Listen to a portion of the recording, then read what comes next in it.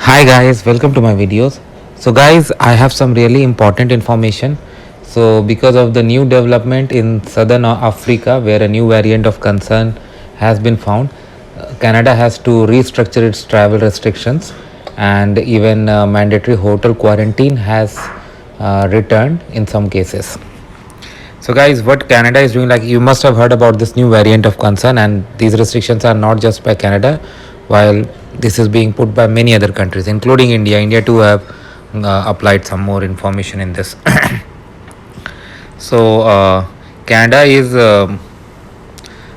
immediately putting restrictions on the flights from Southern Africa. 7 countries they have selected for now, and these restrictions are gonna be in place at least till 31st Jan 2022, and then they will assess the situation and would plan accordingly. So all foreign nationals who stayed in these countries for past 14 days would be barred from entering Canada.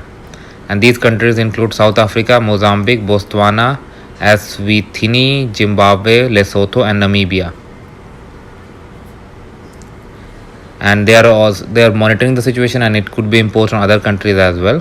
Now, citizens and permanent residents who are traveling from these countries, they have to be tested immediately upon arrival in Canada, and they have to go to quarantine at a federally approved location where they receive a negative result.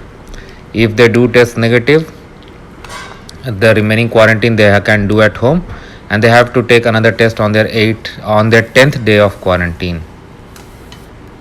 And Canadians who would leave Southern Africa and travel through an indirect country on their journey will have to get tested in that country before entering Canada. So again, that third country concept applies here, and this is in many cases.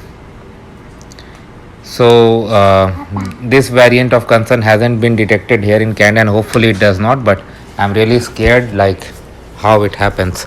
I'll keep you guys updated as the situation develops. So thanks for watching, guys.